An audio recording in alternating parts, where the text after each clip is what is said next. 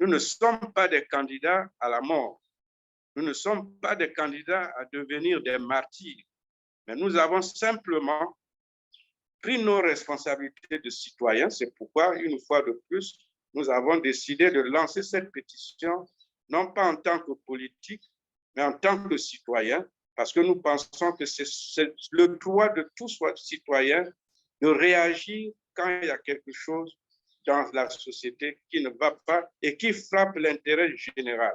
D'autres nous envient par rapport aux ressources que nous avons, mais paradoxalement, le Congolais vit au seuil de pauvreté. Mais nous établissons le lien de cause à effet.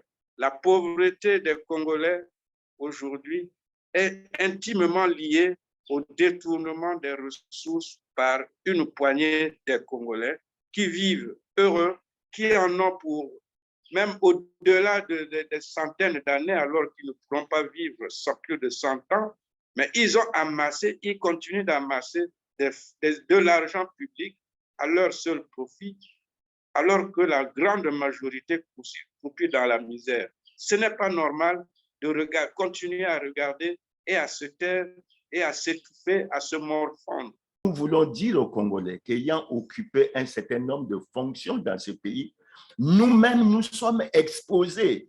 Nous-mêmes nous sommes exposés. S'il y a des cas qui nous intéressent, nous ne pouvons pas échapper à la justice. Et la justice, quand on se réfère à l'article 15 de notre Constitution, on dit que tous les citoyens sont égaux devant la loi. Et j'insiste là-dessus pourquoi M. Christian Perret. Je vous fais un petit rappel. En décembre 2001, le président Pascal Lissouba a été jugé. Pour dire quoi, en fait? Tous les Congolais sont égaux devant la loi. Il n'y a aucune raison, à partir du moment où on a pris l'engagement de faire juger le président Pascal Lissouba, sous le prétexte de la malgouvernance et sous le prétexte de vouloir arrêter la malgouvernance, que l'on puisse aujourd'hui trouver des cas, des personnes qui ont commis des crimes économiques et financiers extrêmement importants, que ces personnes ne soient pas traduites devant la justice. Je dirais ceci, que le Congo n'est pas un pays pauvre. Le Congo est un pays appauvri, puisque nous sommes convaincus, avec tout ce que nous avons comme moyens, nous ne devons à personne. C'est-à-dire que toutes les dettes qui sont aujourd'hui jetées au visage des Congolais pour faire venir des mesures les plus injustes du Fonds monétaire international sont des dettes illégitimes. Parce que dans l'affaire Orion Hall, vous avez bien vu les conflits d'intérêts entre ceux qui sont des traders, qui sont en même temps des gens qui vont négocier pour le compte de l'État congolais, alors qu'ils ont souvent le titre de créancier de l'État congolais. C'est impensable. On n'a jamais vu ça nulle part au monde.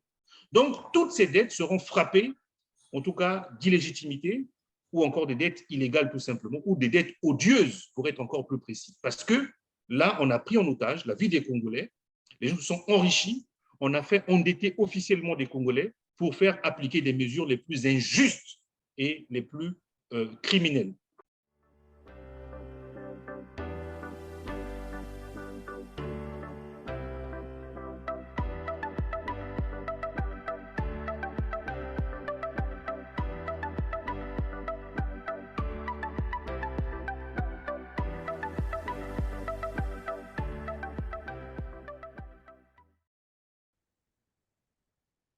Mesdames, Messieurs, bonjour. Merci d'être sur Télar TV. Bienvenue dans ce numéro. Droit de savoir que je vous invite dès lors à partager massivement pour nous aider à atteindre un plus grand nombre de téléspectateurs après avoir cliqué sur le petit pouce en l'air, c'est juste en bas de cette vidéo. Ensuite, vous nous direz à la fin de cette émission, en commentaire bien entendu, ce que vous pensez des sujets qui seront abordés au cours de cette émission. Avec moi sur ce plateau, 3 grandes personnalités congolaises qui ont organisé, vous le savez, une conférence de presse le 20 mai dernier à Brazzaville sur les crimes économiques et financiers pour exhorter bien entendu les Congolais à s'impliquer dans la lutte contre le vol, les détournements série des deniers publics au Congo-Brazzaville, orchestrés par Denis Sassou Nguesso et ses hommes, à en croire que c'est devenu finalement un mode de gouvernance.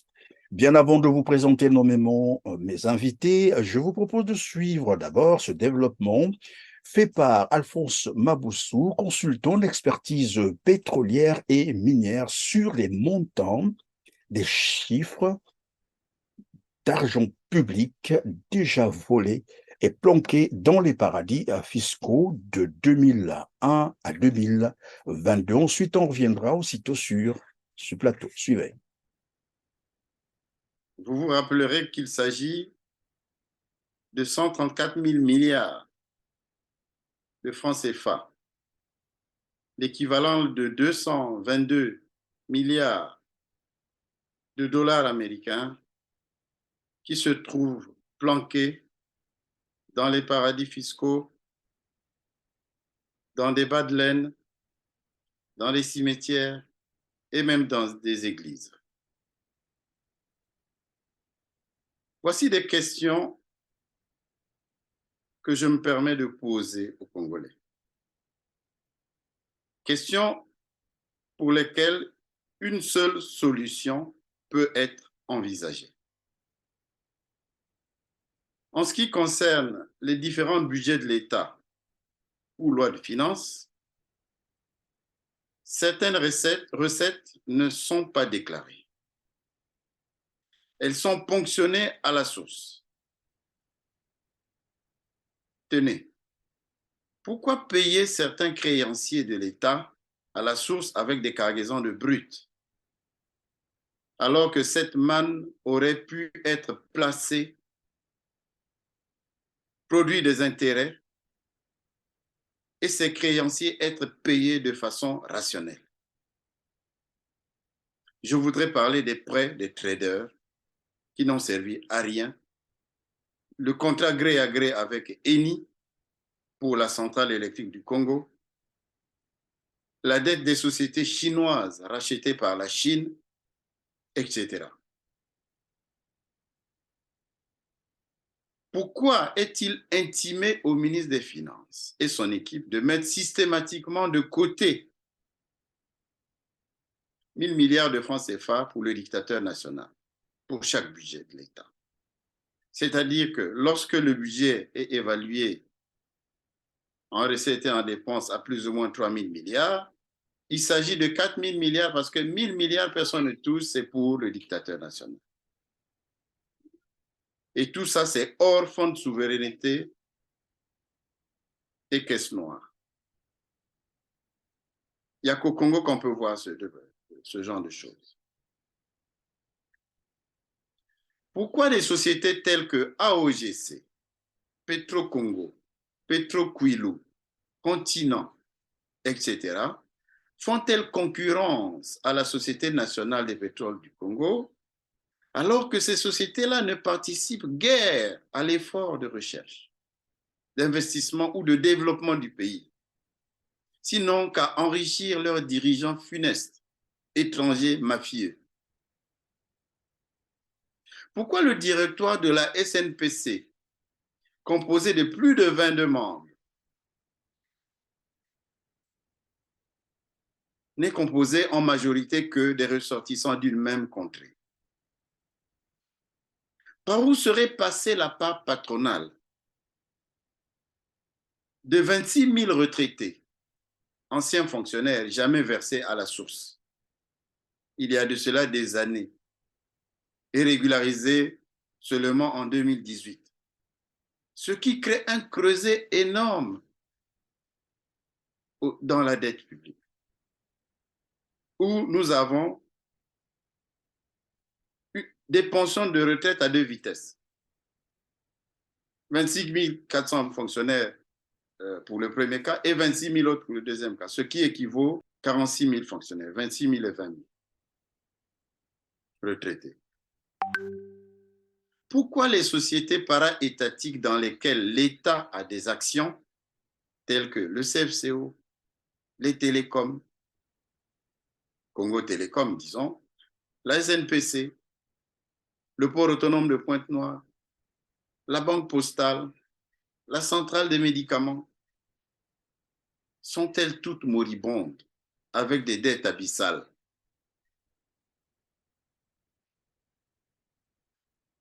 Avec des financements de l'État, pourquoi la Socotram devient-elle, comme par un coup de bâton magique, une société privée alors qu'elle prélève pour le compte de l'État des taxes sur les navires accostant ou au départ du port de Pointe-Noire?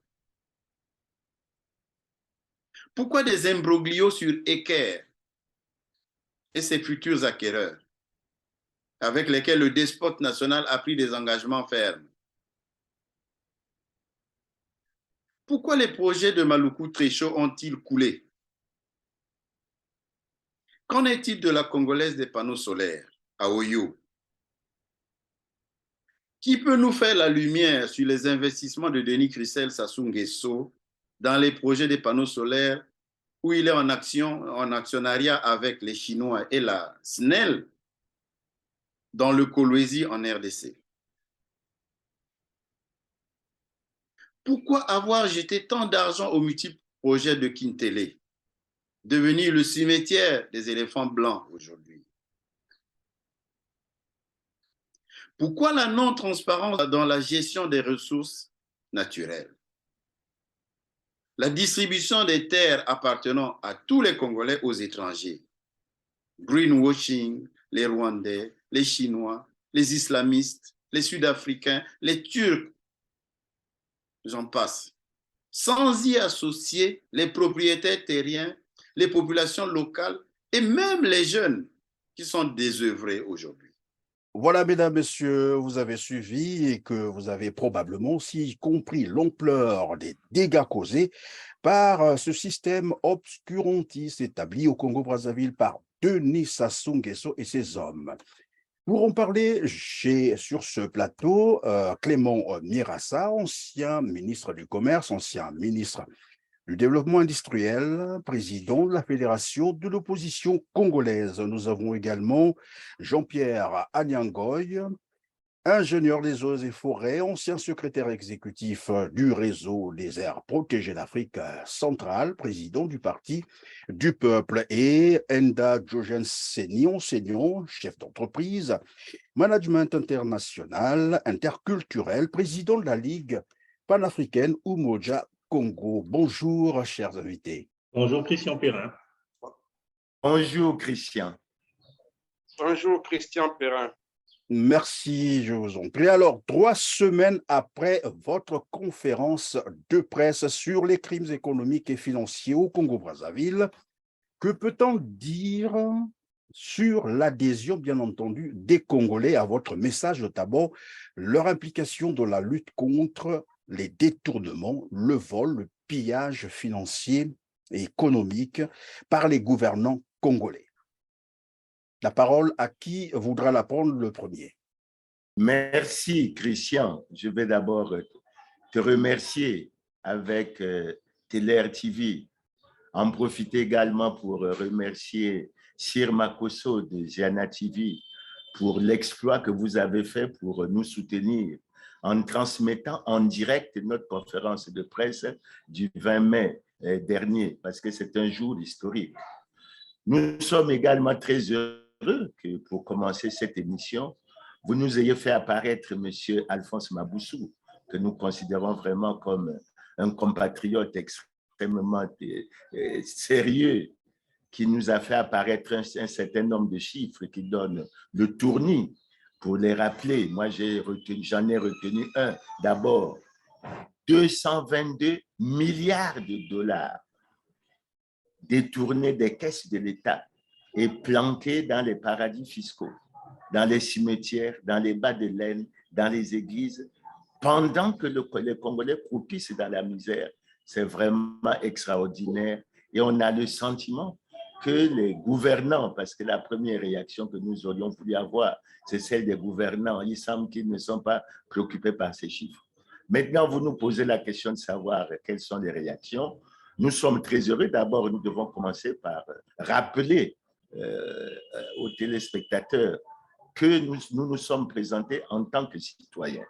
Et pourquoi nous avons choisi d'être citoyens? Parce en fait, qu'il s'agit d'un sujet extrêmement important. Clément Mirassa, il s'agit de l'époque. C'est une question évidemment récurrente. Pourquoi s'être présenté sous le label de simple citoyen congolais alors que chacun de vous a une identité politique?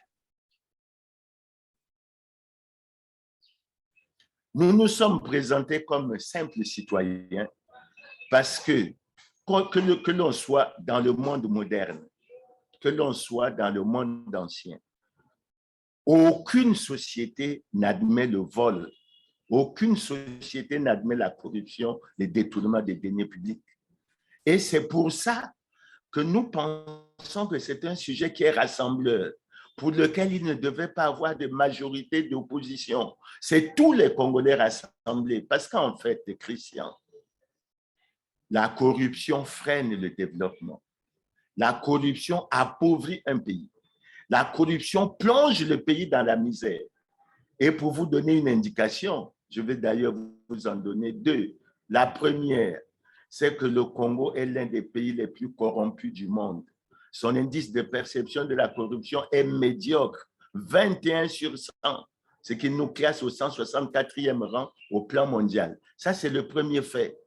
Et on ne peut pas continuer à tolérer dans un pays où, semble-t-il, le projet de société mis en application, c'est ensemble pour la marche, dit-on la marche vers le développement. On ne peut pas tolérer la corruption, les détournements des deniers publics lorsqu'on recherche le développement. Ça, c'est le premier aspect. Le deuxième aspect est Christian. Quand vous voyez le chiffre que M. Maboussou a donné, 222 milliards de dollars, l'équivalent de 133 000 milliards de francs CFA. Ça vous donne le tournis. Ça fait immédiatement penser au président Pascal Lissouba, qui avait dit qu'il allait transformer ce pays en petite Suisse. Et nous en avons les moyens. Et pourquoi on ne l'a pas fait? Mais parce qu'il y a une petite minorité de Congolais qui se sont capables. C'est pour ça, pour terminer sur votre premier volet, sur l'aspect citoyen, nous avons pensé que les Congolais doivent être unis. Il n'y a pas d'opposition, il n'y a pas de majorité quand il s'agit de vol, quand il s'agit de détournement, quand il s'agit de fraude, de concussion, quand il s'agit de népotisme. Et j'en viens au discours du président de la République, M. Denis Sassou Nguesso. Et pour terminer, je vais vous en faire quelques rappels. En 2009, il nous a rappelé que le Congo n'était pas là, c'est exemple de corruption. Et il a précisé, là, ce sont les gouvernants qui sont interpellés. Donc, il nous a bien situé le niveau où il faut attaquer pour avancer. En 2017, il nous dit qu'il faut privilégier la primauté du droit et de la justice sur pratiquement l'arbitraire et l'injustice. Et en 2018, il termine par quelque chose que je trouve de fort et de synthétique. Il n'y aura ni de gros poissons, ni de menus frétins. Tout passera dans la nasse du droit et de la justice. Et il conclut en disant, seule la justice prévaudra. Et c'est pour ça que nous... Oui, évidemment, seule la justice prévaudra. Nous allons revenir là-dessus, Clément Mirassa. Mais toujours dans cette même logique, vous avez dit que vous êtes présenté sous le label de simple citoyen. Vous avez expliqué le pourquoi. Cependant, d'aucuns pensent, d'aucuns estiment, certains Congolais pensent que c'était probablement pour échapper aux sentiments anti-politiciens qui... en fait, caractérise les Congolais depuis quelques 2 décennies, c'est-à-dire les Congolais semblent avoir perdu confiance aux politiciens. Et conscient de cela, vous avez voulu vous présenter sous le label de simple citoyen. Est-ce que c'est faux de dire ça comme ça? Non, Christian, je veux dire, c'est important de revenir sur le fait que seule la loi prévaudra. Pourquoi? Et pourquoi? Ça nous conforte dans notre position de citoyen. Tout à l'heure, tu m'as présenté comme ancien ministre du Commerce.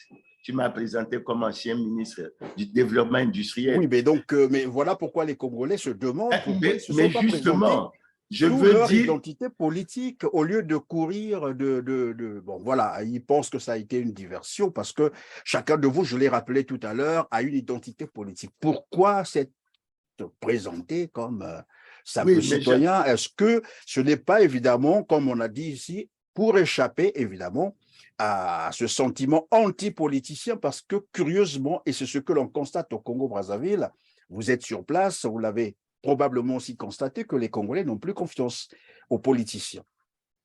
Bon, ils n'ont peut-être plus confiance aux politiciens, mais ils devraient avoir confiance à certains politiciens, parce qu'il y a des politiciens qui leur disent la vérité. Mais pour revenir à la question, nous nous sommes présentés comme citoyens, notamment pour moi, et peut-être secondairement pour Jean-Pierre Anyango, et moins pour Enda Seni, Enda Diogène Seni, parce que nous voulons dire aux Congolais qu'ayant occupé un certain nombre de fonctions dans ce pays, nous-mêmes nous sommes exposés. Nous-mêmes nous sommes exposés. S'il y a des cas qui nous intéressent, nous ne pouvons pas échapper à la justice. Et la justice, quand on se réfère à l'article 15 de notre Constitution, on dit que tous les citoyens sont égaux devant la loi. Et j'insiste là-dessus, pourquoi, M. Christian Perrin. Je vous fais un petit rappel. En décembre 2001, le président Pascal Lissouba a été jugé. Il a été condamné à 30 ans de travaux forcés et a payé une amende de 25 milliards de francs CFA. Ça veut dire, et quand je parle de vol, il y a 3 anciens présidents, à savoir le président Youlou, le président Jacques Joachim Yombi Opango et le président Pascal Lissouba, qui dans ce pays ont été impliqués dans des affaires de vol. 2 ont été jugés. Ont été accusés, oui, bien entendu. Oui. Non, 2 ont été accusés et ont été jugés. Le président Pascal Lissouba et le président Jacques Joachim Yombi Opango, qui était son premier ministre et qui a été accusé par la même affaire. Pour dire quoi, en fait? Tous les Congolais sont égaux devant la loi. Il n'y a aucune raison, à partir du moment où on a pris l'engagement de faire juger le président Pascal Lissouba sous le prétexte de la malgouvernance et sous le prétexte de vouloir arrêter la malgouvernance, que l'on puisse aujourd'hui trouver des cas, des personnes qui ont commis des crimes économiques et financiers extrêmement importants, que ces personnes ne soient pas traduites devant la justice. Et si je fais une interpellation ou je fais plutôt une petite sortie vers l'aspect politique, il n'est pas normal, Christian, que Jean-Marie Michel Moukoko ait pu être condamné de la manière dont on sait, qu'André Okombi Salissé pu être condamné de la manière qu'on sait, et qu'il y a des gens qui ont commis des crimes économiques et financiers dans ce pays qui ne sont nullement inquiétés, qui se promènent alors qu'ils ont une grande responsabilité pour avoir plongé le pays dans la crise. Donc, je termine là en disant, Christian, nous nous sommes présentés comme citoyens parce que nous pensons que le citoyen congolais a des droits. Il a le droit de s'exprimer, article 25 de la Constitution.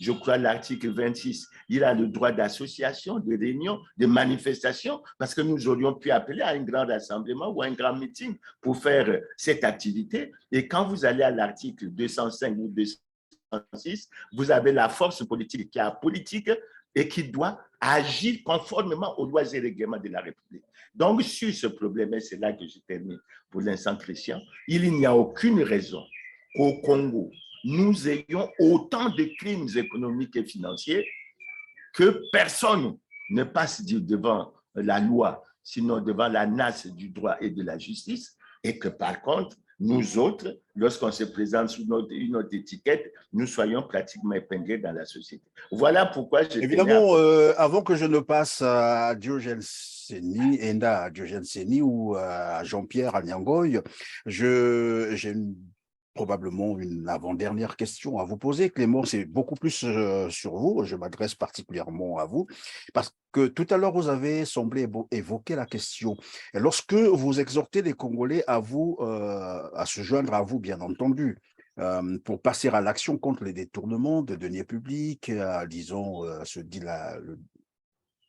la dilapidation de l'argent public, j'allais dire, des Congolais, quelque part, nous avons eu quelques retours qui disent mais bon, Clément veut s'attaquer à ceux qui ont détourné, ceux qui ont volé. Est-ce que lui-même, si on regarde, on gratte, parce que lui aussi finalement a eu à rouler sa bosse dans ce système, est-ce qu'il est épargné?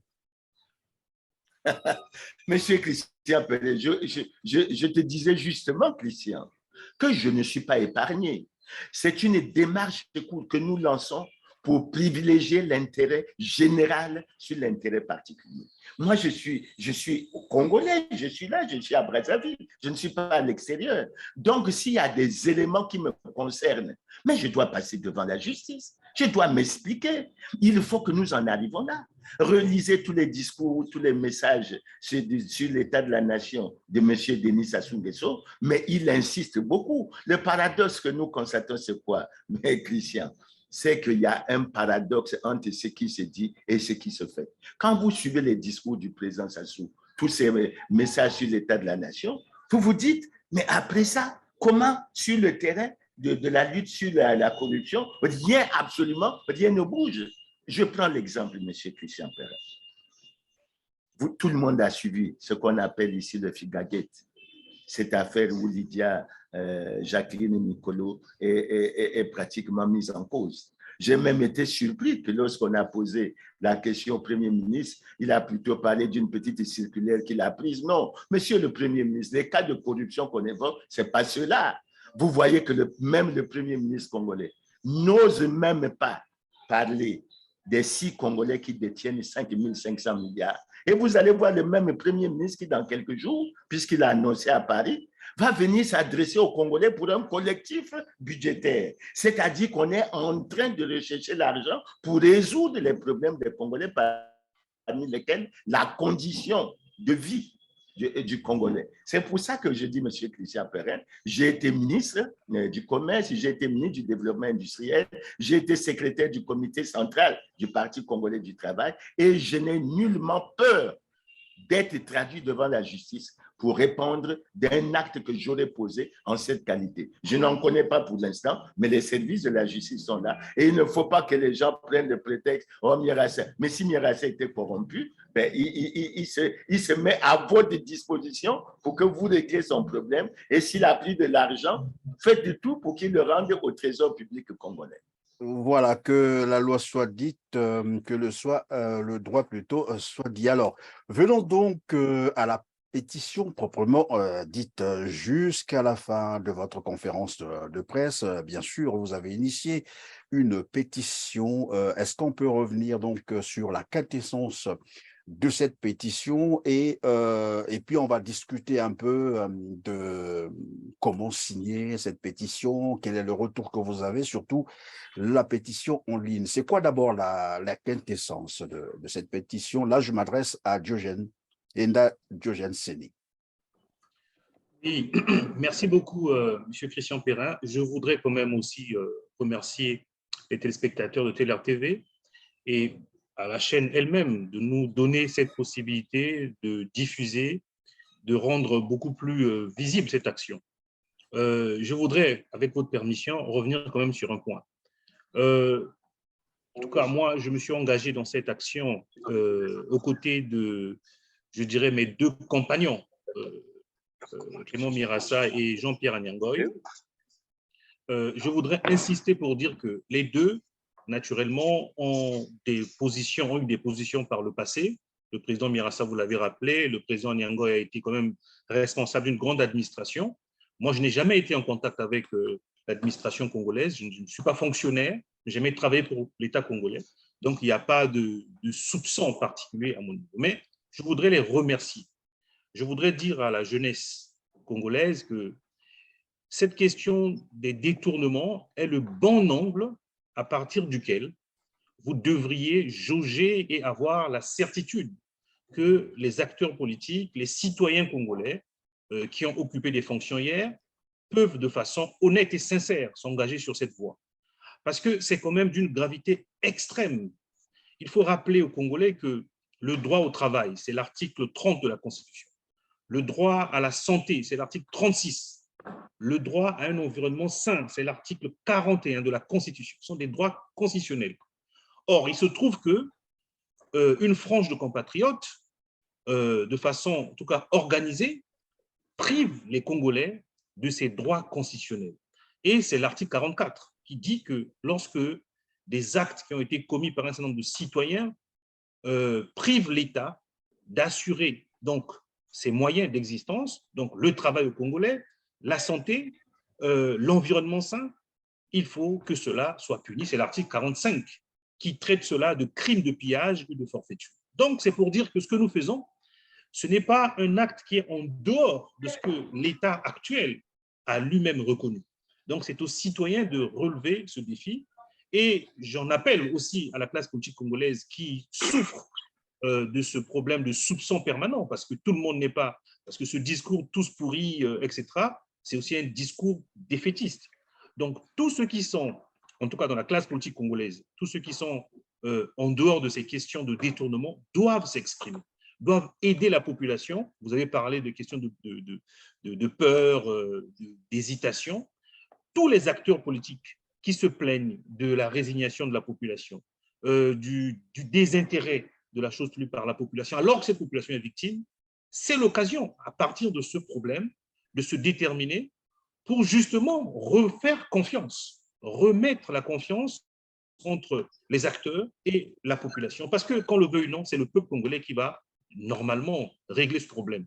Nulle part ailleurs, une communauté internationale, une force extérieure. Non, ce sont d'abord les peuples qui se déterminent.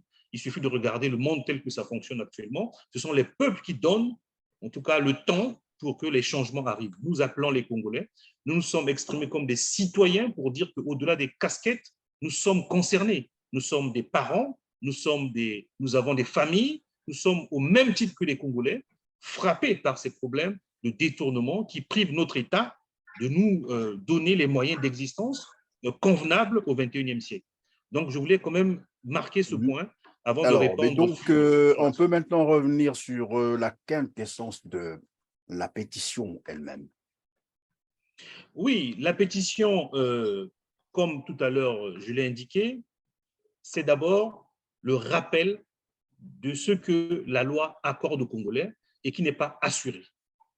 La loi accorde aux Congolais des droits précis et ces droits leur sont détournés. Parce qu'il faut faire très attention quand on parle des droits civils, des droits politiques, mais parmi les droits élémentaires, les droits humains, il y a aussi les droits économiques et sociaux.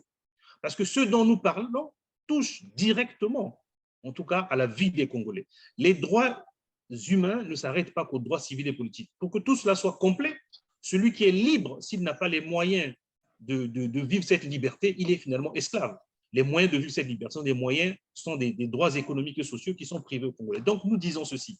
Sur la quintessence de la pétition, c'est de dire aux Congolais, on ne peut pas, avec tout ce que l'on sait aujourd'hui, tout ce qui est un défi au bon sens humain, ce que notre compatriote Alphonse Maboussou a révélé, mais pas que, tous les scandales qui défraient la chronique, les situations de flagrance qui ne donnent lieu à aucune réaction de la part de l'État.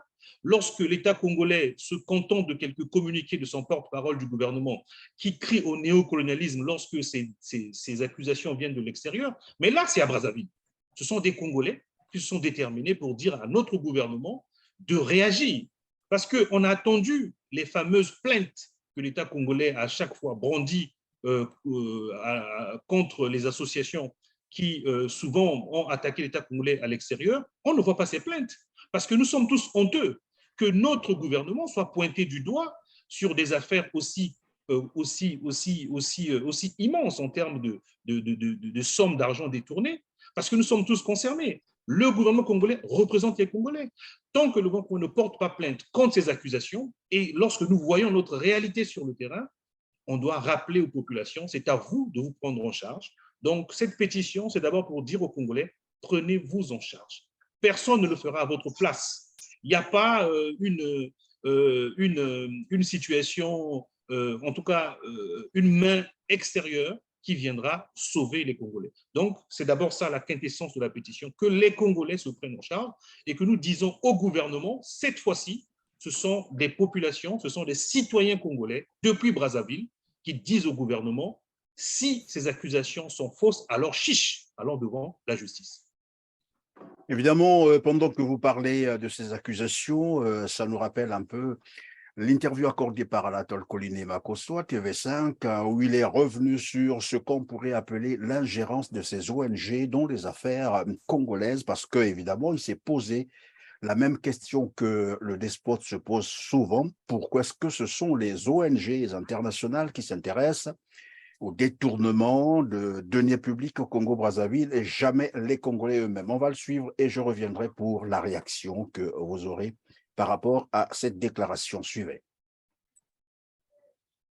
Au cœur de cette enquête du quotidien français Libération, un homme, Lucien Ebata, et Orion Oil, la société de négoce pétrolier qu'il dirige. Orion Oil est un partenaire privilégié de la SNPC, la Société nationale des pétroles du Congo, dont elle revendrait aujourd'hui environ 10 millions de barils par an. Les douanes françaises enquêtent sur Lucien Ebata et ses activités depuis 2012. Et selon elle, Orion Oil ne serait rien d'autre qu'une société écran chargée de prélever des revenus sur le commerce du pétrole congolais et de les redistribuer, notamment aux membres du clan du président Sassou Nguesso. Selon le dossier d'enquête des douanes françaises, largement cité par Libération, Orion Oil serait au cœur d'un système d'évasion de capitaux au moyen de porteurs de valises et d'une structure financière hautement complexe. Une réaction sur cette affaire. Que voulez-vous que je dise, madame, sur l'affaire de Fontenelle qui nous décrit un enfant né avec une dent en or? Connaissez-vous cette histoire? Voilà. Quelqu'un dit qu'il y a un enfant qui est né avec une dent en or et les savants, les chercheurs se mettent chaque mois, chaque année à publier des documents, des ouvrages, des articles sur l'origine mythique ou même mystique de cet enfant pour se poser la question a posteriori. Le gouvernement du Congo a parlé de diffamation, donc c'est ce que vous êtes en train de nous dire. Je n'ai pas besoin de dire que c'est de la diffamation, non. Je vous parle.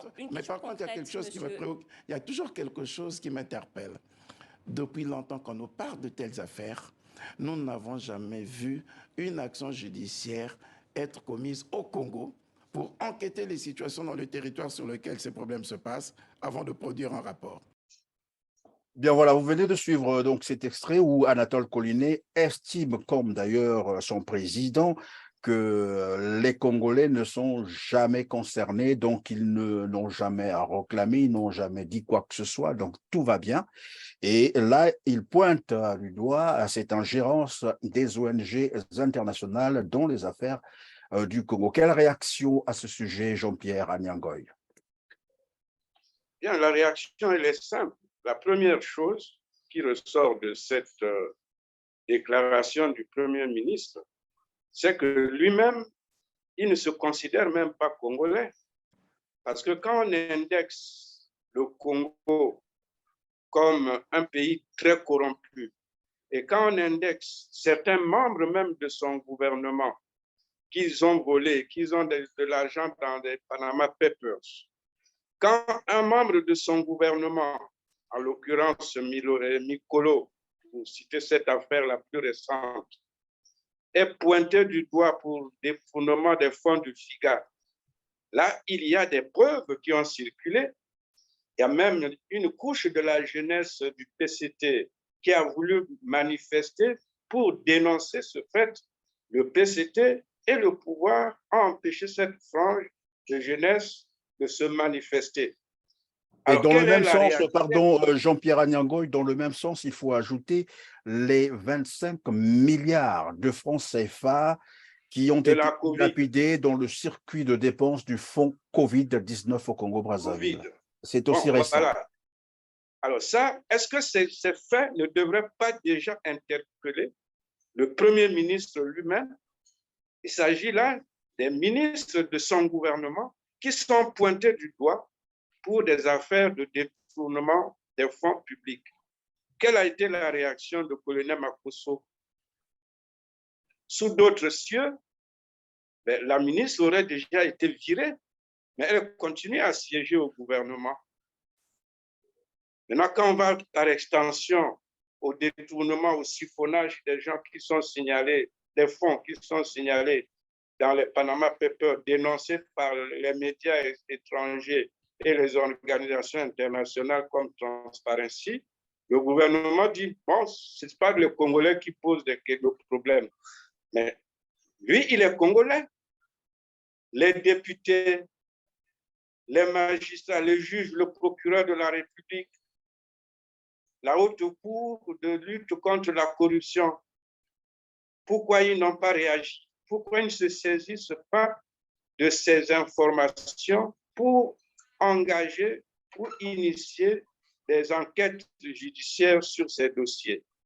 En réalité, il veut simplement dire que ces faits, par le fait de la peur qu'ils ont induite sur le peuple ne sait peut-être pas ses droits, ou le peuple terrorisés, se tait et observe, et ils pensent que le fait que le peuple ne dit rien, c'est qu'il n'y a rien. Mais pourtant, eux-mêmes, ils ont leur grande part de responsabilité parce que c'est eux qui gèrent les ressources du pays au nom du peuple. Donc, lorsqu'il est signalé quelque part qu'un fonds public est détourné, les premiers qui doivent être interpellés, ce sont les gouvernants. Maintenant, comme ils ne l'ont pas fait, il y a des fractions du peuple, en l'occurrence, nous autres, en tant que citoyens, parce qu'on a pris ça sur nous comme un affront, un défi lancé aux Congolais pour dire on vole chez vous, on détourne, les gens se promènent gracieusement et vous êtes tranquille, vous avez peur. Mais nous, en tant que citoyens, justement, on a dit prenons notre responsabilité en tant que citoyens, exerçons nos droits constitutionnels, notamment l'article 25 de la Constitution qui dit « Tout citoyen a le droit d'exprimer et de diffuser librement son opinion par la parole, l'écrit, l'image ou par tout autre moyen de communication. » Mais nous allons au-delà du moyen d'expression de notre liberté, mais nous allons jusqu'à dire il faut qu'on traduise les auteurs présumés de ces crimes économiques en justice. Évidemment, Et on va nous revenir indiquons donc sur la pétition, puisqu'on a déjà amorcé, mais dans le même sens, on a posé une question à Anatole Koliné-Makosso sur les révélations faites par le quotidien français Libé, qui citait d'ailleurs Denis Sassou Nguesso comme chef d'un réseau de détournement de l'argent du pétrole du Congo. À ce niveau-là, il a botté en touche. On attendait plutôt qu'il dise comme son porte-parole que ce sont des allégations mensongères. Mais là, apparemment, Anatole Koliné-Makosso n'a pas eu un seul mot. Et lorsqu'on lui a posé même la question de savoir est-ce que c'est une diffamation, là, il est passé juste à côté, comme pour reconnaître, évidemment, les faits sont réels et que Denis Sassou Nguesso est à la tête d'un réseau de détournement de l'argent du pétrole congolais.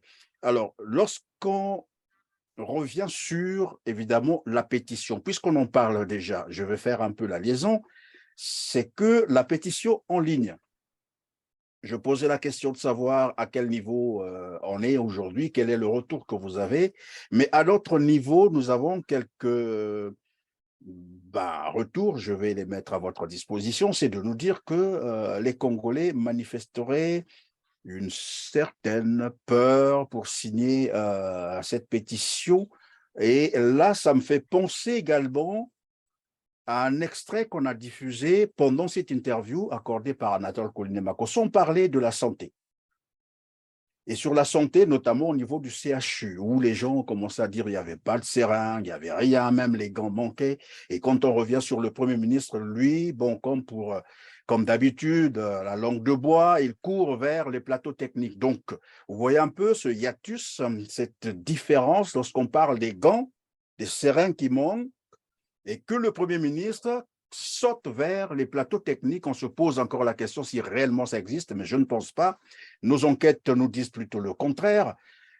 Là, c'est lorsqu'on parle des droits à la santé, de la santé des Congolais. La chose qui a retenu notre attention, c'est que, à ce niveau, les Congolais, pour répondre à cette question, sont obligés de le faire à visage couvert. Alors, donc, ma question à moi était de savoir, est-ce qu'au niveau de la pétition qui porte sur les crimes économiques et financiers, vous arrivez facilement à convaincre les Congolais de signer cette pétition? Est-ce que cette même peur ne se traduit pas au niveau de la pétition? Merci, Christian Perrin. Mais avant de répondre à cette deuxième question relative à la peur, je voudrais quand même dire quelques derniers mots par rapport à cette interview de Koliné-Makosso, y compris même le président, lorsqu'ils disent que les problèmes des crimes économiques ne sont déplorés qu'à l'extérieur. Je voudrais une fois pour toutes dire qu'ils arrêtent de dire que ce n'est que de l'extérieur, et c'est pour mettre un terme à ça que nous, avons pris cette initiative de la pétition pour dire au gouvernement, dire au président, dire à nos parlementaires que nous, Congolais, nous sommes conscients qu'il y a des vols qui sont perpétrés dans notre pays. Il y a des détournements grossiers, des sommes importantes des fonds publics qui sont détournés par la classe dirigeante.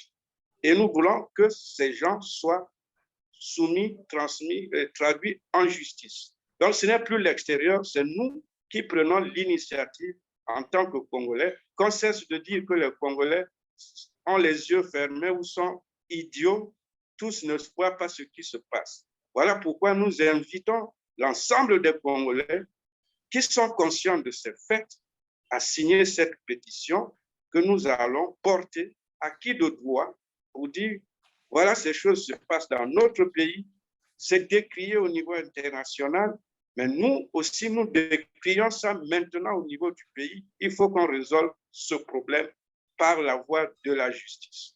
Donc voilà, je crois qu'il ne sera plus permis de dire qu'il n'y a que de l'extérieur. C'est maintenant à l'intérieur que nous le disons et nous invitons l'ensemble des Congolais à nous suivre, à se joindre à nous. Bien, maintenant pour revenir sur la question, encore sur Colonel Makosso, c'est en lien avec la question, quand il parle, on fait passer l'interview des gens et les gens se témoignent à visage caché. Effectivement, c'est l'expression de la peur. Mais déjà, la réponse de Makosso, il ne fait pas allusion aux réponses données par les citoyens, le petit échantillon des citoyens qui a dit que ça ne va pas, lui, il dévie, comme d'habitude. Ils aiment toujours faire des bilans globalement positifs. Vous allez suivre cette interview. À tout moment, il dit on est en train de travailler, on fait de gros efforts, nous sommes en train de faire un travail important, mais il ne donne pas les chiffres. Un Premier ministre doit parler avec des chiffres, avec des indicateurs vérifiables. Nous sommes en train d'arranger, de mettre en place des plateaux. Mais pourquoi vont-ils se soigner toujours en France?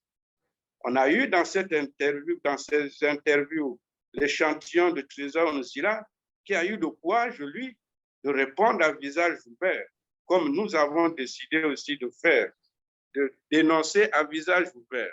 Trésor Nsila a dit, tant que les dirigeants iront se soigner à l'extérieur, ça montre qu'il n'y a pas de plateau. Mais quand le colonel Makosso dit qu'on a changé de plateau, mais pourquoi ils vont à l'extérieur au lieu d'aller là où ils ont mis des plateaux modernes? Donc, vous voyez que c'est du mensonge. Au Bénin, Christian, le ministre Talon, a mis fin à cette question des évacuations sanitaires parce que ça ne profitait pas à tout le peuple. Et notre peuple connaît que les évacuations sanitaires, c'est réservé aux caciques. Ce n'est pas aux citoyens lambda. Mais l'argent qu'on dépense pour les évacuations sanitaires, parfois pour des gens qui sont condamnés à mourir, mais cet argent aurait pu servir pour construire des vrais hôpitaux, donner des bons moyens de travail au personnel des hôpitaux et offrir les soins à tous les Congolais. Alors quand Colonel Makosso dit que non, ceux qui ont témoigné parlent des gants et des seringues, mais pas des plateaux. Mais s'il manque déjà des gants et des seringues, qu'est-ce que le plateau va faire? Qui dit que ces plateaux ont le matériel qui l'accompagne? Qui dit que ces plateaux ont le personnel qualifié pour l'utiliser? Et qui dit que ces plateaux sont accessibles à tout le peuple? Donc, Colonel Makosso, c'est de la fumée, c'est un piètre Premier ministre. C'est peut-être même le plus piètre que de notre histoire. Évidemment, Jean-Pierre Adiangoy, je rappelle, sur la peur. Je voulais un peu répéter ce que me disait un collègue, que finalement, Anatole Collinet n'a jamais raté une occasion pour se faire humilier en public et devant les plateaux télé. Alors, donc, nous parlions là de la santé, mais aussi des crimes économiques et financiers. Et je vous posais donc la question de savoir si cette peur manifestée déjà là, pour répondre sur une question qui concerne la santé, les Congolais ont préféré répondre à visage couvert. Est-ce que vous ne vivez pas cela par rapport à votre pétition? Est-ce qu'à ce niveau-là, les Congolais s'expriment quand même librement? Est-ce qu'ils ne manifestent pas la peur de signer la pétition et que leur dites-vous? Oui, la peur est évidente, elle est palpable. Vous l'avez relevé en parlant de l'échantillon de personnes qui ont été interviewées en même temps que l'interview du Premier ministre. Ils se cachent parce qu'il y a justement cette peur. Et à ce propos, il faut simplement dire que cette peur est entretenue, elle est semée, elle est distillée au sein du peuple par la terreur, par la violence de la répression, par le fait que tout le monde est épié et personne, chacun a même peur de parler même à lui-même parce qu'il pense qu'il doit être surveillé par la flicaille.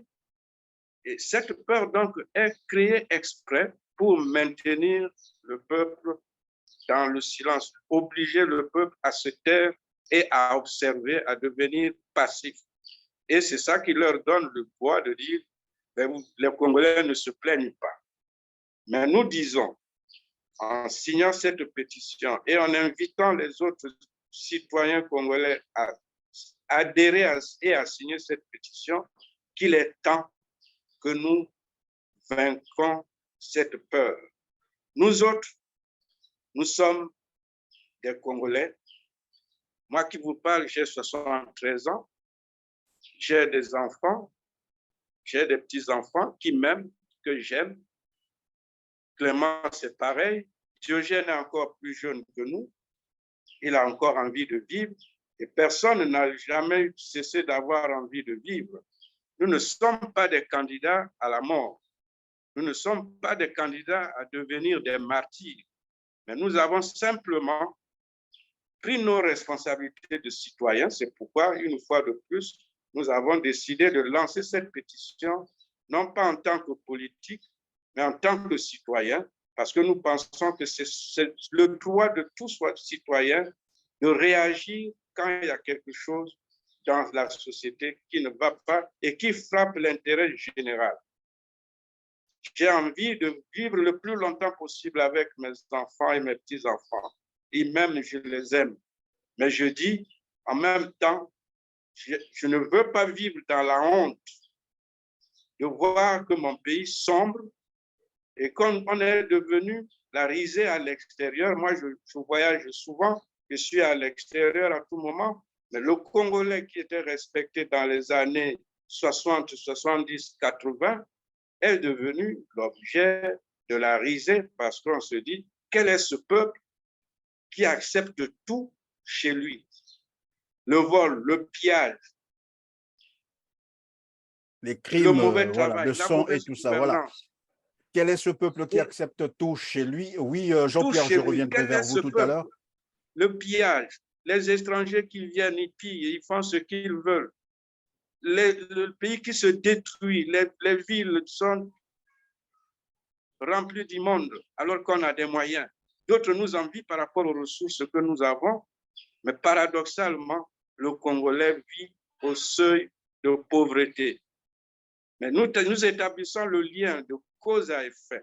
La pauvreté des Congolais aujourd'hui est intimement liée au détournement des ressources par une poignée des Congolais qui vivent heureux, qui en ont pour même au-delà des centaines d'années, alors qu'ils ne pourront pas vivre sans plus de 100 ans, mais ils ont amassé, ils continuent d'amasser de l'argent public à leur seul profit, alors que la grande majorité croupit dans la misère. Ce n'est pas normal de continuer à regarder et à se taire et à s'étouffer, à se morfondre. Voilà pourquoi nous disons... Merci Jean-Pierre, merci beaucoup Jean-Pierre. Les Congolais vivent dans la misère parce que leur gouvernement vole et pille tout l'argent public qui devait servir bien sûr à l'amélioration les conditions de vie des Congolais. Alors, je reviens donc vers Clément Mirassa. Je vous ai vu réagir tout à l'heure, probablement que vous avez quelque chose à ajouter. Mais dans le même temps, vous allez aussi répondre à la question sur la peur distillée autour des Congolais pour ne pas signer la pétition. Mais est-ce que c'est le seul facteur qui pèserait pour que les Congolais hésitent, j'allais dire, de signer la pétition? Merci, Christian. Je vais rebondir sur un certain nombre d'aspects. Le premier aspect sur lequel j'aimerais revenir, c'est les déclarations du président de la République dans une interview qu'il a accordée au journal Le Figaro, où il disait justement que ce n'étaient pas les Congolais qui se plaignaient, mais c'était les ONG étrangères. Et ça a été repris par le Premier ministre, ce que je déplore. Il faut que nous clarifions cette situation. Monsieur Christian Perrin, j'ai ici le texte du message sur l'état de la nation fait par monsieur Denis Sassou Nguesso en 2017. Et je vais vous lire quelques passages qui sont très liés à ce qu'ils ont dit. Il dit ceci: face à la fraude, la corruption, la concussion, le trafic d'influence, le laxisme, sanctionner restera la pierre angulaire de la gouvernance. Monsieur Denis Sassou Nguesso, sur l'autel de la législation et la réglementation en vigueur. Et il poursuit, écoutez bien. Dès lors, est-ce à croire que les seules sanctions à considérer ou à mettre en œuvre seraient uniquement celles qui résultent des décisions du président de la République? Et il conclut sur cette partie en disant, dans notre pays, aucune disposition n'interdit au procureur de la République de se saisir des dossiers délictueux, y compris ceux portant sur les crimes économiques. Monsieur Christian Perrin, expliquez-moi le paradoxe entre ces déclarations et la réalité. Et j'en viens. De façon concrète, il faut que les Congolais soient suffisamment éclairés sur cette question. En 2006, dans son message sur l'état de la nation, le président de la République a reconnu que nos budgets dégageaient des excédents, que ces excédents devaient être déposés dans un compte de stabilisation à la Banque centrale, qu'aucun franc ne sortirait de ces comptes sans une loi rectificative et que chaque année, il y allait avoir un audit de ces comptes. Expliquez-moi pourquoi depuis 2006 et jusqu'à aujourd'hui, il n'y a aucun audit de ce compte. Parce qu'on a choisi, M. Christian Perrin, de protéger ceux qui se sont enrichis de façon illicite. Et je continue. En 2017, le président Sassou relève avec force qu'on a dégagé une somme importante. Il semble que c'était évalué à 114 milliards de francs CFA pour le secteur de l'agriculture. Et il relève que les résultats ont été mitigés. Nous avons été heureux de voir, quelques jours après, un communiqué de la Direction générale de la surveillance du territoire qui disait qu'elle a reçu instruction du procureur de la République pour mener une enquête sur ce problème et que délai a été donné pour que ceux qui ne répondraient pas soient traduits devant le parquet. Monsieur Christian Perrin, personne n'a jamais été traduit devant le parquet. Je continue. Madame Doukaga, ministre entrante au niveau du ministère du Tourisme, envoie une fiche au Premier ministre faisant état de ce que la ministre sortante, sa collègue Arlette Soudan-Nono, était comme responsable d'un certain nombre de malversations financières au niveau du ministère du Tourisme. La fiche a été mise dans tous les réseaux sociaux. Monsieur Koliné Makosso peut nous dire ce qui a été fait? Monsieur Lamir Nguele établit un dossier. Et ce dossier cible entre autres monsieur Jean-Marc Tister Chikaya. Et monsieur Lamir Nguele envoie ce dossier par voie d'huissier au procureur de la République. D'où vient que monsieur Koliné Makosso peut sortir pour venir dire qu'il n'y a pas de dossier? Tout ça, ce n'est pas des dossiers. Si Congolais détiennent 5 500 milliards, les numéros de compte ont été donnés. Monsieur Koliné Makosso a besoin d'argent pour faire les érosions, il veut faire un collectif. Pourquoi il n'a pas attaqué? Non, il faut reconnaître, monsieur, il faut reconnaître, Christian, qu'il y a une volonté manifeste de protéger ceux qui se sont enrichis de façon illicite. Et quand je souhaite insister sur la question d'Orion Hall, et je vais vous dire pourquoi j'en suis préoccupé. J'en suis préoccupé parce que, qu'on le veuille ou pas, nous sommes un pays, le Congo. Et lorsque le président de la République du Congo est attaqué, tous les Congolais se sentent comme touchés. Ils sont même parfois humiliés.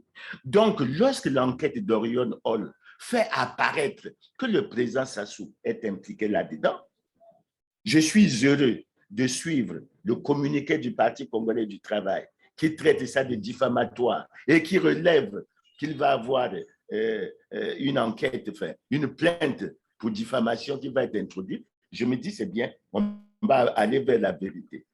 Le gouvernement semble-t-il aussi aller dans le même sens, mais il n'y a jamais de... Ces plaintes ne sont jamais visibles. Pourquoi?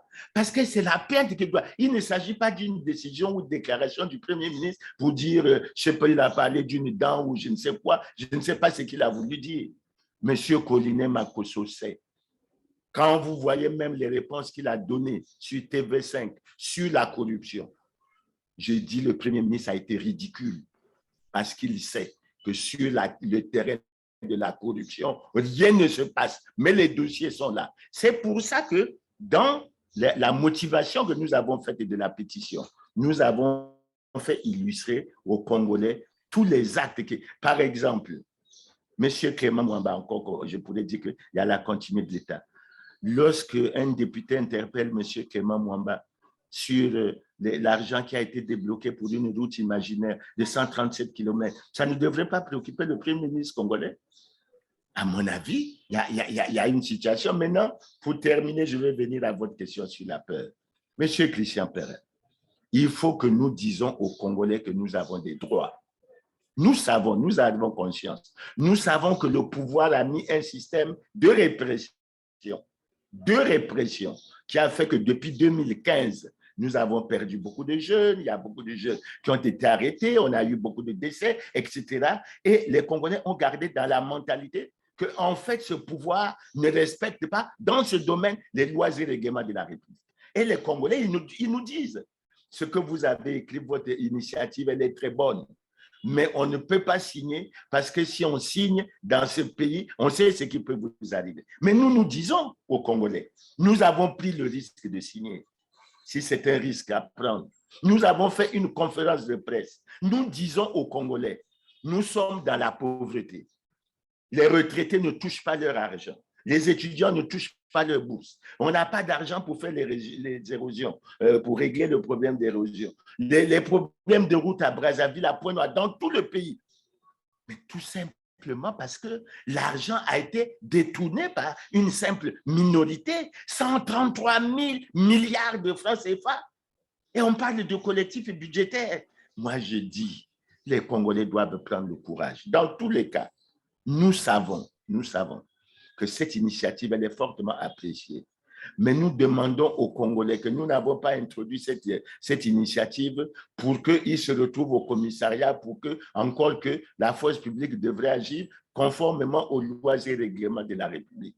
Donc, nous disons aux Congolais, si nous voulons sortir le pays de la crise, il faut que nous soyons debout. Il faut que nous nous levons.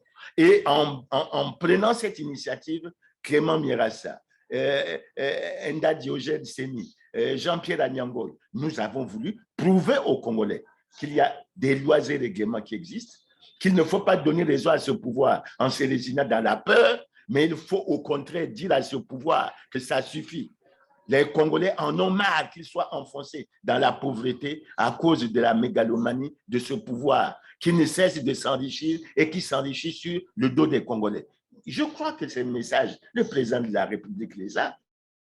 Et tous ces messages que nous avons faits, Christian, c'est là que je vais terminer, ils sont conformes à tous les messages sur l'état de la nation que M. Denis Sassou Nguesso, notre président de la République, a fait depuis 2009.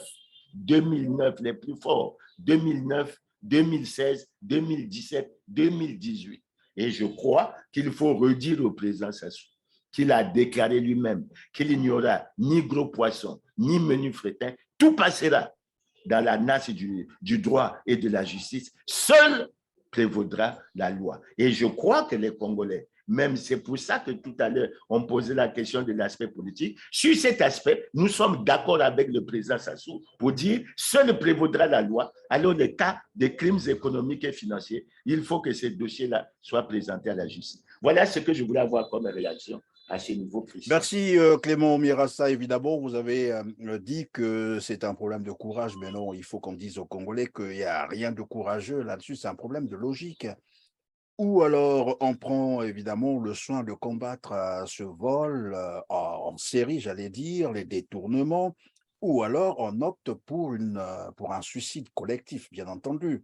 Et donc, je ne vois pas pourquoi les Congolais auraient peur de signer cette pétition. Mais je crois que le message est passé. Alors, Enda Jogenseni, puisqu'on parle d'une pétition en ligne, nous savons également que, bon, malgré toutes les richesses que dispose le Congo-Brazzaville, un pays très riche en ressources naturelles, il y a beaucoup d'argent, on l'a démontré, on parle de plus de 133 000 milliards de francs CFA détournés, volés en l'espace de 2021-2022, donc 222 milliards de dollars américains, s'il vous plaît. C'est beaucoup d'argent pour un pays comme le Congo, qui n'a à peine que 5 millions d'habitants. Mais dans le même temps, on sait également que le Congo, c'est un pays dont la couverture Internet est très faible.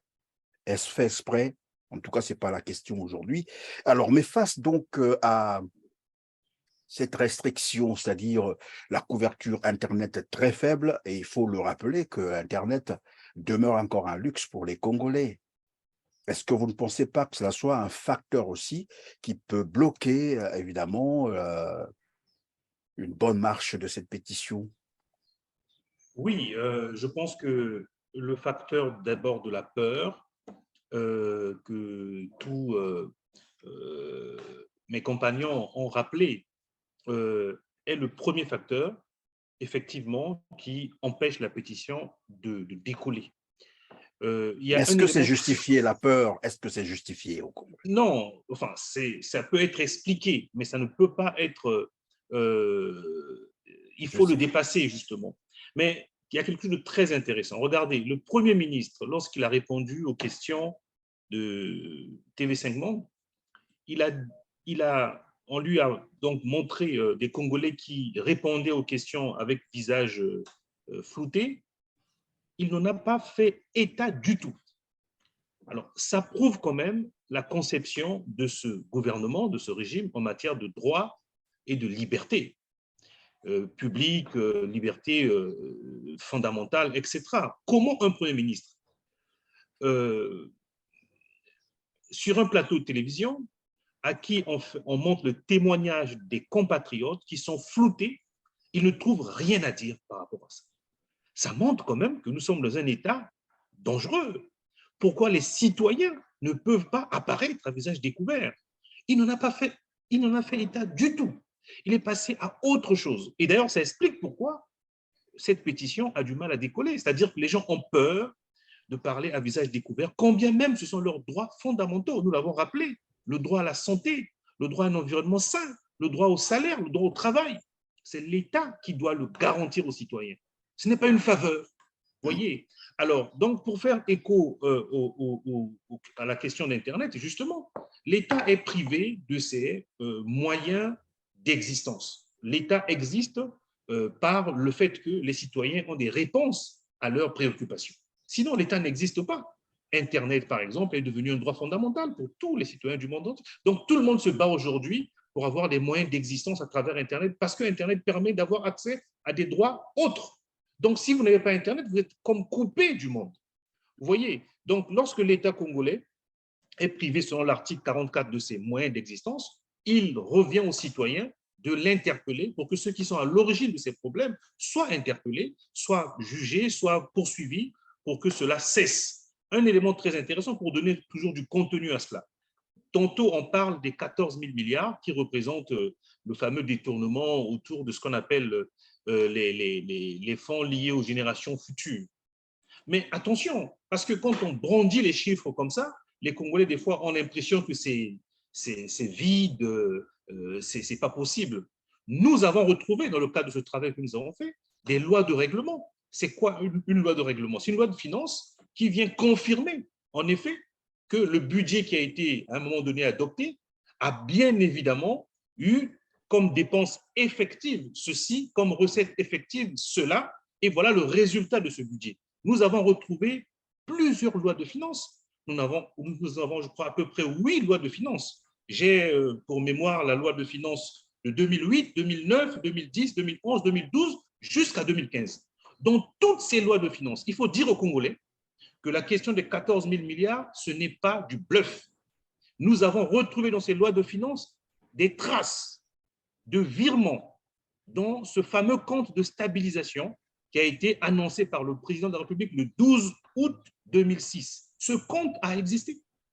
Ces traces existent. Nous pouvons les mettre à la disposition de tous les Congolais. C'est pour cela que nous avons constitué un dossier. Il ne s'agit pas d'une pétition qui est basée sur des rumeurs. Donc, la question des 14 000 milliards est une question réelle qui touche vraiment la vie des Congolais. On a effectivement versé dans ce compte de stabilisation de l'argent régulièrement pour les générations futures. Il se trouve quand même que le Congo est encore reparti vers le Fonds monétaire international.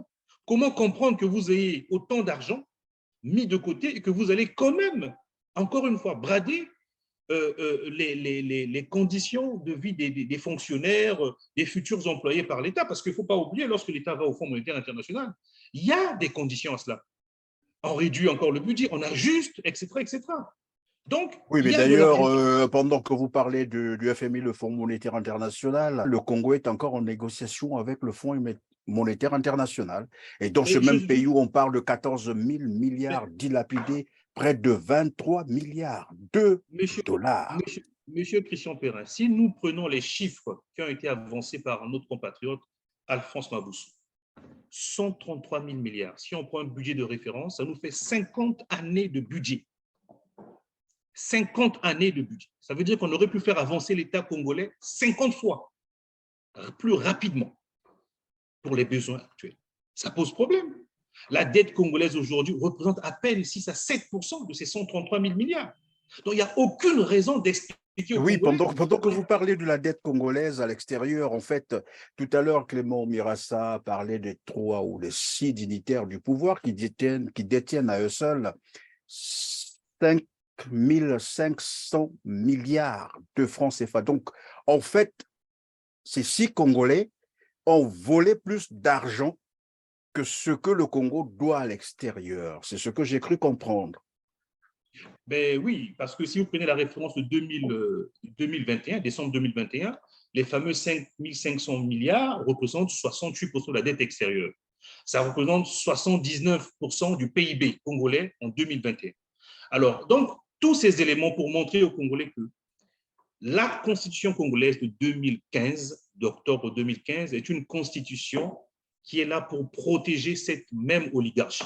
Parce qu'en travaillant sur ces dossiers, nous avons retrouvé, parce que nous nous sommes amusés un peu sur la constitution, nous nous sommes rendus compte que le personnel de l'État, les plus hautes personnalités de l'État, ce qu'on appelle les autorités constituées, en commençant par le président de la République, il est protégé par cette constitution. Pour mettre le président de la République en accusation, il faut qu'il passe devant la haute cour, bien entendu, mais surtout, il faudrait que le Parlement réuni en congrès puisse voter aux 3/4 pour lui-même le président de la République. Ce qui veut dire que vous comprenez pourquoi toutes les élections sont truquées pour maintenir cette majorité au Parlement, c'est-à-dire à l'Assemblée et au Sénat, pour éviter justement d'avoir cette mise en accusation, de se faire mise en accusation. Mais il n'y a pas que le président de la République. Il y a aussi tous les autres personnels, c'est-à-dire que les ministres, les présidents, enfin, les députés et un certain nombre de personnalités qui sont dans certaines institutions, surtout judiciaires. Donc, tu me tiens par la barbichette, je te retiens aussi par la barbichette. Eux également, il faut passer par le même processus, sauf que pour eux, il faut 2/3. Donc, le président est le plus protégé, les autres sont relativement protégés, mais ils sont quand même protégés par rapport au reste des Congolais. Il faut noter aussi que la loi dit, lorsque le président quitte ses fonctions, on ne peut plus le poursuivre pour des crimes qui ont été commis durant l'exercice de ses fonctions. Et si un fonctionnaire de la justice s'amusait à enregistrer une plainte contre un ancien chef de l'État, en l'occurrence le président Denis Sassou Nguesso, eh bien, il sera condamné, celui-là, à un crime de forfaiture etc., etc. Mais c'est à dormir debout. Vous voyez, donc nous profitons de cette campagne pour faire une pédagogie aussi sur cette constitution qui est un instrument de protection de cette oligarchie qu'il a élaboré. Vous savez, en 2015, lorsque nous nous battions pour éviter le changement de constitution sur les questions de l'âge et justement d'une nouvelle candidature du président de la République, en fait, il y avait autre chose qui a été préparée. Parce que rappelez-vous qu'avant 2015, il y avait déjà eu des poursuites à l'extérieur contre les autorités congolaises. Donc, ils se sont inspirés de ces problèmes-là pour pouvoir, en tout cas, créer des filets de protection autour de cette constitution. Donc, ce qui veut dire que cette pétition va au-delà des questions de détournement. Ça interroge les Congolais. Est-ce que vous pouvez avoir confiance à des dirigeants qui ont créé les conditions de leur protection sur des questions aussi graves comme des crimes que vous ne pourrez jamais un jour poursuivre alors que la Constitution parle en votre nom? C'est ça, c'est de cela qu'il s'agit. Et donc, si j'ai bien compris, autre intérêt de cette pétition, c'est de faire de sorte que les poursuites commencent dès maintenant pour ne pas attendre que son mandat le termine, pour qu'on ne dise pas qu'il a été poursuivi après le mandat. Alors, Clément Mirassa, je crois que nous sommes à la fin de cette émission. Nous avons probablement abordé tous les aspects de cette question. Alors, mais après la pétition, la suite, ce sera quoi? Il faut que nous finalisons d'abord la pétition. La suite, il y a beaucoup de choses. D'abord, la pétition, nous allons prendre les dispositions pour en informer les autorités congolaises. Elles le savent, mais elles vont être informées officiellement du contenu, y compris du texte de la motivation de la pétition. Donc, en même temps que nous travaillons, il y a une institution que nous allons interpeller de façon particulière, c'est la Haute Autorité de lutte contre la corruption, parce que franchement, on doit dire à ses frères, notamment à leur président Olita Ondongo, que franchement, on ne peut pas occuper ce poste puis rester passif devant la souffrance des Congolais et devant les autres aspects. Maintenant, ce que nous allons faire, nous avons souhaité que les Congolais signent massivement la pétition pour qu'après ces signatures, nous examinons la possibilité de rentrer dans les juridictions pour que nous portons plainte contre ces dossiers qui sont extrêmement nombreux. Quand vous lirez la pétition, vous verrez déjà l'ossature de ce qui peut constituer comme plainte. J'ai même oublié tout à l'heure de vous signaler que s'agissant de la CREF, il y a une somme de 9 milliards représentant les pensions pour les retraités. Des mois de novembre et décembre 2016, l'argent avait été viré par le Trésor dans un compte de LCB de la CREF, et selon le directeur général de la CREF, l'argent a disparu. Monsieur Christian Perrin, comment l'argent, on est quand même au Congo. Donc les 9 milliards, ont disparu. Les 9 milliards ont disparu. En fait, et le directeur général a dit qu'il y avait un dossier qui avait déjà été déposé au niveau de la justice, mais que ce dossier était pratiquement dans la poussière des tiroirs de la justice. Et je rappelle à ce propos qu'un syndicat des retraités avait lui également porté plainte sur la même affaire. Pour vous dire que lorsque le Premier ministre ou le président ils disent qu'il n'y a pas de plainte, il y a bien des plaintes, mais le système est fait tel que les affaires n'avancent pas. Donc, nous allons particulièrement sensibiliser la Haute Autorité de lutte contre la corruption. Nous allons sensibiliser les autres autorités. Le Premier ministre sera sensibilisé, le président de la République sera sensibilisé. Dans tous les cas, je pense que quel que soit le nombre auquel nous arriverons en termes de signature, nous ferons parvenir cela au niveau le plus élevé. Et nous allons repréciser que ce que nous voulons, ce que nous exigeons, c'est les poursuites judiciaires. Et dans le papier que nous avons fait, nous avons un certain nombre de revendications, comme l'audit des grands travaux. Et les grands travaux, il faut qu'il y ait l'audit. Donc, nous allons continuer et nous allons dire aux Congolais qui ont peur, on a peur de mourir parce que, soi-disant, on peut être arrêté, etc. On préfère la mort par la misère parce qu'il y a beaucoup de retraités qui parfois n'arrivent pas à acheter leurs produits. Il y a beaucoup de retraités qui ne peuvent pas supporter leurs produits. Les étudiants, vous voyez ce que les étudiants subissent à l'extérieur. Et sur ce point, M. Christian Perrin, j'aimerais relever ce que le Premier ministre a dit, parce que je ne suis pas du tout en accord avec lui, s'agissant des étudiants. Il a dit ceci, qu'il y a des étudiants qui sont devenus des travailleurs. Mais c'est une dette de l'État. Quand ils figuraient sur la liste des boursiers, ils étaient bien étudiants. Et quand on n'a pas payé la pension, mais ils ont dû prendre des mesures, tant au plan familial qu'au plan de l'environnement. Ils sont allés s'endetter, oui, bien entendu. Qui sont partis s'endetter. Le Premier ministre ne peut pas venir dire il y a une démarche administrative. Si la démarche administrative, c'est celle-là, il faut qu'il arrête parce qu'il ne sera pas soutenu. L'État doit l'argent et ce n'est pas la peine de laisser l'argent entre les mains de ceux qui ont volé et de ceux qui ont détourné pour ne pas donner l'argent à ceux qui ont droit et qui ont été plongés parfois dans des conditions extrêmement difficiles. Donc, nous disons, M. Christian Perrin, notre préoccupation actuelle, c'est amener les Congolais à signer la pétition.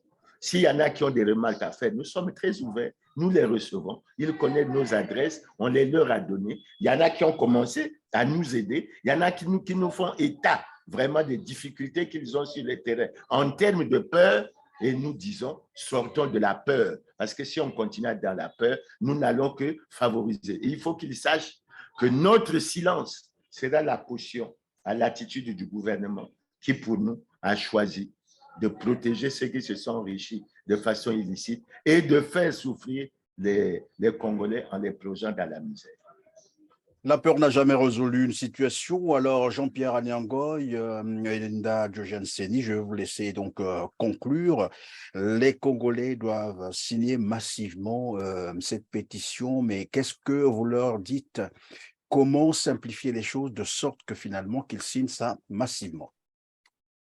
Moi, je dirais, à propos de la peur, je l'ai dit tantôt, que nous sommes Congolais comme eux. Nous ne sommes pas protégés outre mesure.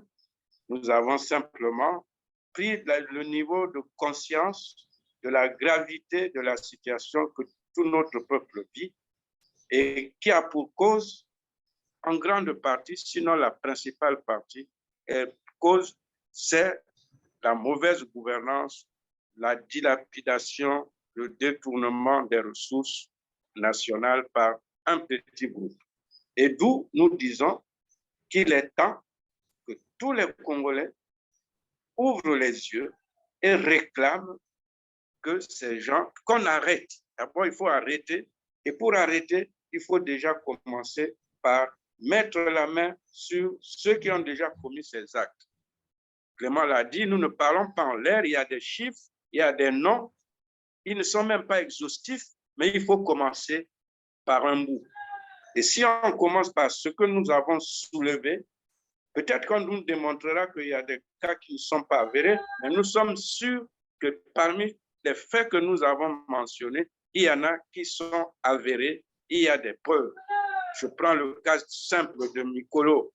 Tout le monde a les preuves, les Congolais aujourd'hui savent. Est-ce qu'on a besoin d'autres preuves pour arrêter Mikolo? Pourquoi on ne la démet pas du gouvernement? Pourquoi on ne la met pas à la... Et même sur les 5 500 milliards de francs CFA, les preuves existent sur les 14 000 milliards de francs CFA. 14 000 milliards, rien que là ça. Aussi, les preuves existent. Et le compte a été déplacé, pardon, pour votre information, le compte sur les 14 000 milliards de francs CFA dilapidés, ce compte a été déplacé par Denis Sassou Nguesso et son fils. Les informations existent. Et les Panama Papers, on a les références des banques, des numéros de comptes qui sont versés dans notre dossier. Donc, nous ne parlons pas en l'air et les Congolais doivent peut-être chercher à se pénétrer de cette pétition, de voir quels sont les éléments qui sous-tendent cette pétition et d'y adhérer et de signer, parce que c'est la seule manière de montrer aux dirigeants que là, si on ne fait pas quelque chose, ça veut dire que nous allons rompre définitivement avec notre peuple, parce qu'ils vont avouer qu'ils ont choisi la voie de la forfaiture et de la haute trahison du peuple. Et quel est le sort des dirigeants qui commettent la forfaiture et la trahison de leur peuple. Alors, il faut commencer par les mettre devant leurs responsabilités. Cette pétition les met devant leurs responsabilités, ou ils se ressaisissent, ou alors ils plongent définitivement et ils demeurent dans la trahison et la forfaiture. Et ça veut dire que les instances, les institutions mises en place à partir des votes des peuples deviennent des institutions qui ne tiennent plus, qui ne sont plus légitimes. Mais nous ne sommes pas encore là, puisque nous faisons appel à ces institutions. Nous pensons que les hommes et les femmes qui sont dans ces institutions ne sont peut-être pas tous concernés au même titre que ceux qui ne sont pas plongés dans ces délits, dans ces crimes, se ressaisissent et se démarquent pour que justice soit faite et que nous amorcions le redressement de notre pays. Maintenant, quant à l'opprobre, Clément l'a évoqué au début, que certains Congolais qui cèdent à la malice du PCT et du parti au pouvoir et des affiliés du pouvoir, qui tentent de discréditer ceux qui ont pris l'initiative. On va dire, oui, ils sont des politiques, oui, ils étaient là. Est-ce qu'ils ont fait mieux? Mais aujourd'hui, ils ne sont plus là. Nous ne sommes plus là. Moi, j'ai été secrétaire général d'un ministère, comme a dit Clément, dans les années 80. Je crois que les archives existent. Si j'avais détourné des fonds là-bas, je serais également concerné par les détournements des fonds publics. En dehors du ministère, j'ai travaillé aussi dans des entreprises, à Mosenjo, à Sidetra. J'ai travaillé au service national de reboisement. J'y ai été. Si j'ai détourné de l'argent là-bas, je serai également passible des poursuites. Donc, nous ne sommes pas à l'abri et nous n'avons pas peur parce que d'abord, nous ne nous reprochons pas par rapport aux faits que nous reprochons aux autres. Et deux, nous n'avons pas peur parce que le Congo appartient à tous les Congolais et en tant que citoyens, nous refusons que la mauvaise gouvernance qui est généralisée continue à plonger le pays dans la misère, à compromettre l'avenir des jeunes. Aller dans les écoles, vous voyez quelle est la situation. Le Congo qui avait dans les années 70 le taux de scolarisation le plus élevé, non seulement le taux élevé, mais la qualité aussi de l'éducation. Aujourd'hui, on est à quel niveau?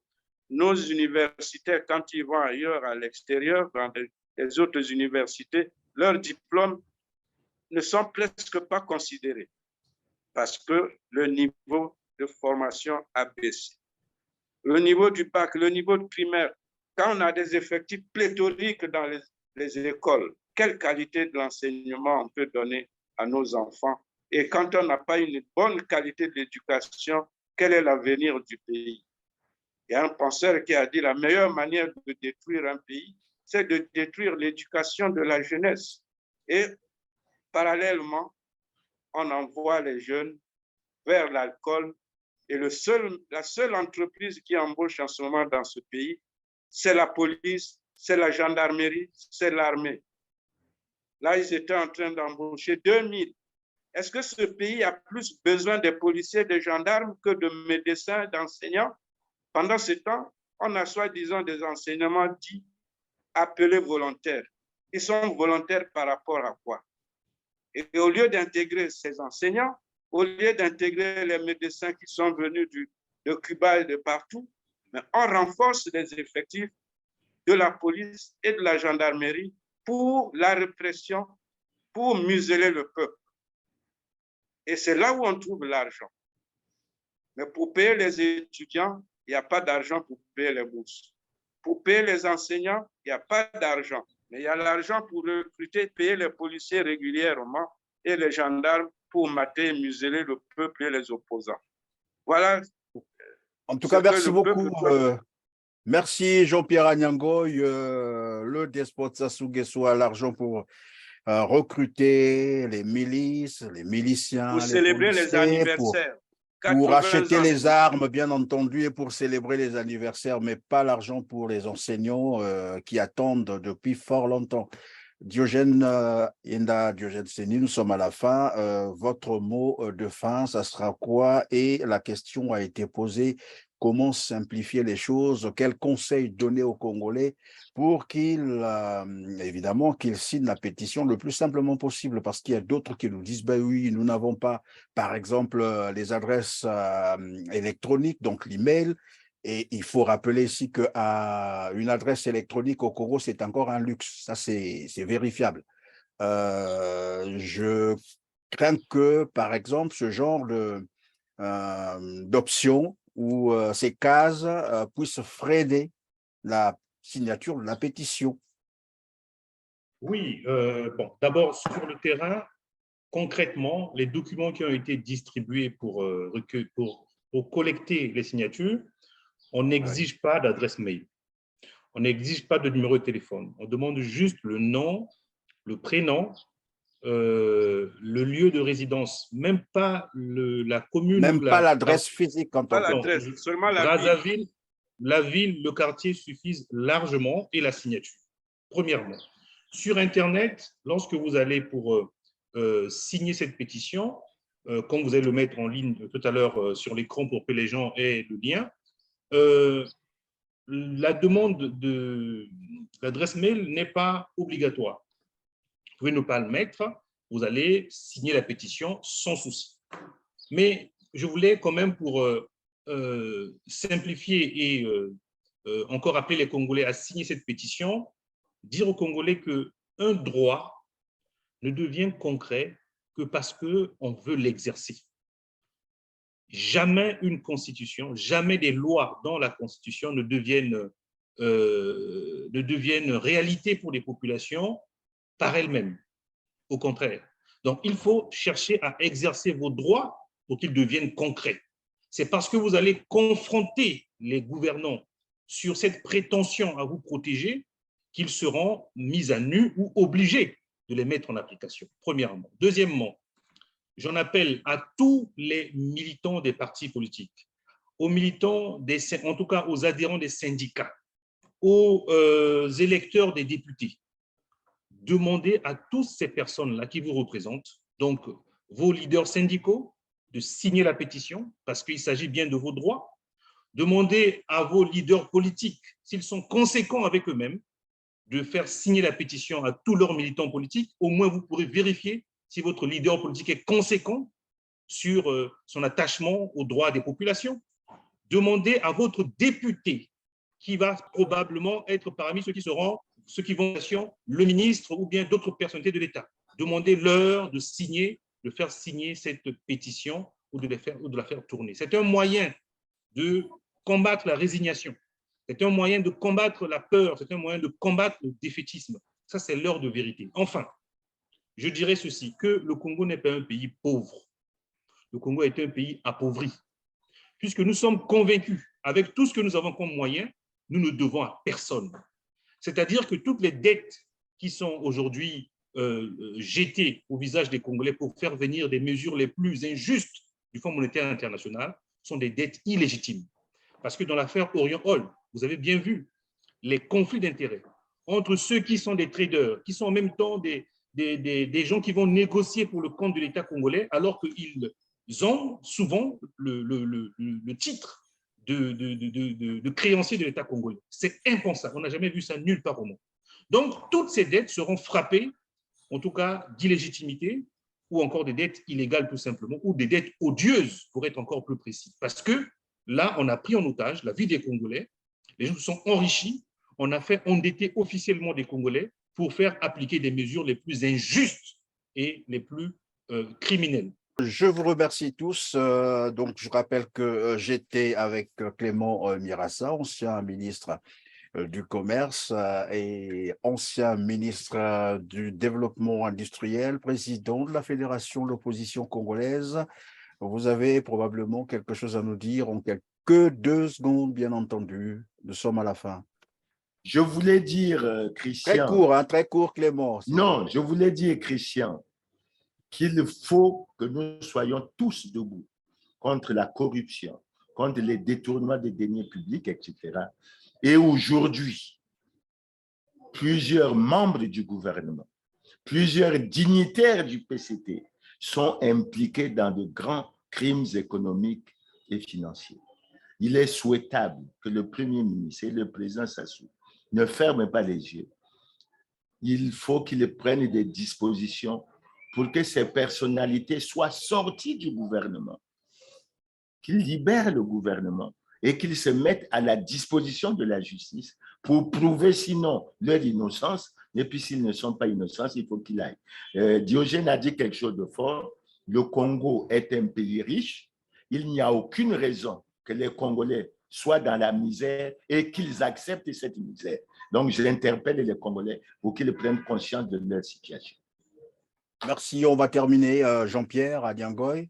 Je rappelle que vous êtes… par rapport aux négociations en cours actuellement avec le FMI, le Premier ministre va pleurnicher auprès des Français pour chercher des soutiens pour obtenir les facilités du FMI.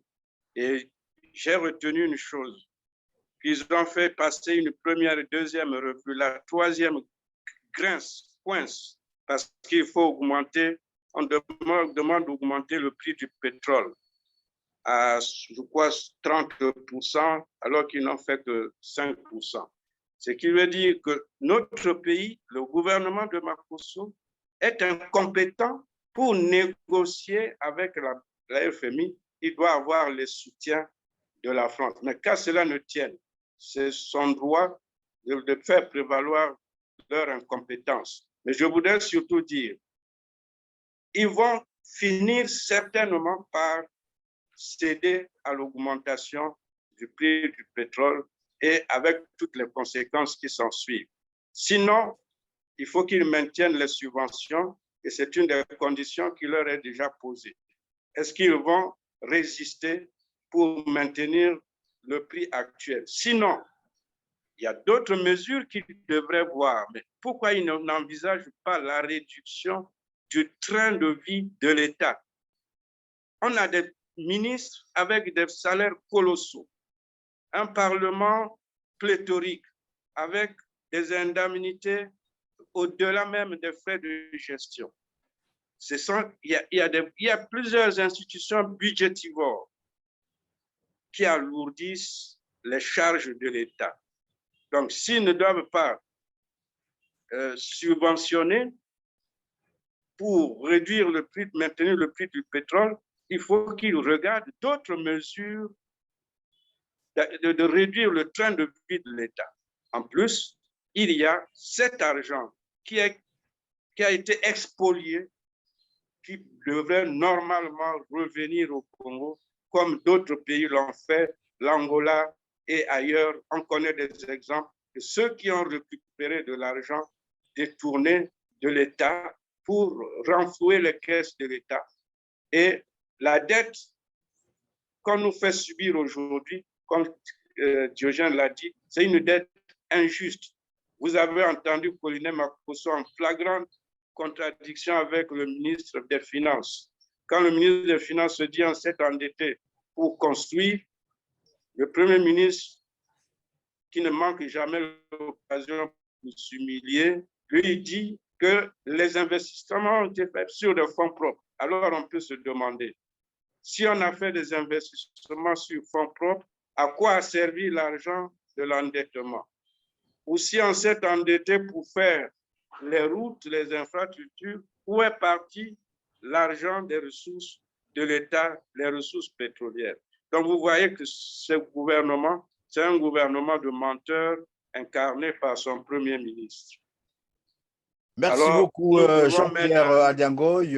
Merci beaucoup, Jean-Pierre Adiangoy. Merci, Enda Diogène Asseni. Merci, Clément Mirassa, d'avoir été avec nous, d'avoir répondu à nos questions. J'espère que cette fois-ci, le message est très bien passé au niveau des Congolais. C'est aux Congolais d'agir désormais.